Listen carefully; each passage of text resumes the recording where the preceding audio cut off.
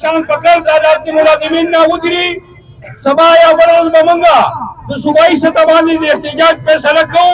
او موږ ستاسو نه دا امید لرو چې په هغې کې موږ ټول ډپارټمنټ هم بندو سکولونه هم بندو او هلته پېښور به ورته بلاک کوو ورو د ملازمینو خلاف چې دا کوم سازش شروع دی دا له اوس نه نه دی د دې آغاز تیمورجګه کړو هغه رومې قدم انکریمنټ یووالی هغې پسې دغې ټولو سیاسي پارټو مطابقه دې حکومت ته دا اختیار ورکړه قانون یې پاس کړو چې تاسو نګران نشئ او د دې نه شته والی نور وله مه ورکوئ کني نگران سره صرف د الیکشن اختیاري خو دې سازش کې تېرې شوي ټولې پارټۍ شاملې دي هغې دې له دا اختیار ورکړو چې تاسو داسې وکړئ خو زه حکومت وخت ته دا ستاسو په وساطت سره دا خبره کوم چې کله ملازم متفق شوی دی او بار راوتی دی نو حکومت هغې ته خپل په پښو کې پرېوتلي او سبا به یې خو داسې یو ځل لره چې همیشه د تحریک آغاز د صوابع ضلعې نه شوی دی او که تاسو وکتل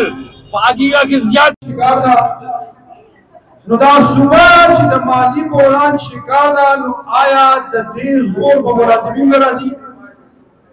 دا چې کوم ذمہدار خلک دي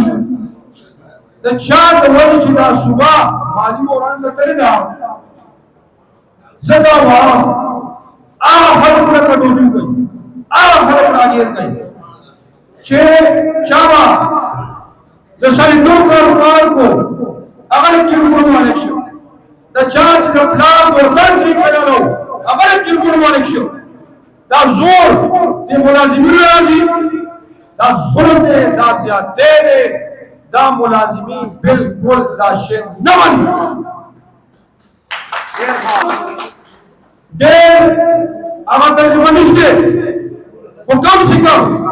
چې یو سیاسي کورنۍ سره تعلق ساتم زما په ټول سجلو نظري ما ته ښکاري چې دا سچي او سچي زمانم چې په دې کې به ډېر داسې کار وایي چې هغه یو پټۍ سره تعلق ساتي خو زه چې پر سټیج ولاړم یا دې پلیټفارم باندې ولاړم زما یو پټۍ سره تعلق نشته زه یو پارټي نه وایم زه چې خبره کوم د ملازمینو د حق وو د دوی د حقوقو ما ته پته وه چې زما صوبه د چا نه راسره ورته شوه ما ته پته وه زما په دې صوبه کې چې افراتفري ده دا د چا نه راسره تاسو ټول پرې پوهېږئ تاسو استادان یئ دې کې ټول امپلایز دي ګورنمنټ امپلایز دي هر سړی په دې خبره پوهېږي زما ورو نن صرف نن په 24 اکتوبر باندې د KPK په هر ضلع کې د اګیګا د بنر د لاندې د پلیټفارم د لاندې په دې چې احتجاج کیږي چې موږ باید د پنشن ریفارمز نه ورو اپلیکیشن سابقه حکومت اعلان کړی دا زموږ حق دی دا موږ را زه مظاهره وکړو چې اتفاق مغز شهد میں شود پیدا خدا چل عزت شیرین در اتفاق نهر د مچول اتحاد نه هغه چې کمدنو څه پیدا کیږي ګبین پیدا کیږي یا الله تا په اتحاد کې څه خوند دی نو اتحاد او اتفاق په دوه سکول به بندېږي تاسو به د الیکشن د جمعې بایکاټ کوئ او که نه تاسو به د امتحان د مارچ د میټرک دی پې اوس خو روان دی ما خپله اوسنۍ ډیوټي کینسل کړې ده روان به تاسو دا انکار کوئ او که نه تاسو به د ووټر لیسټو نه انکار کوئ او که نه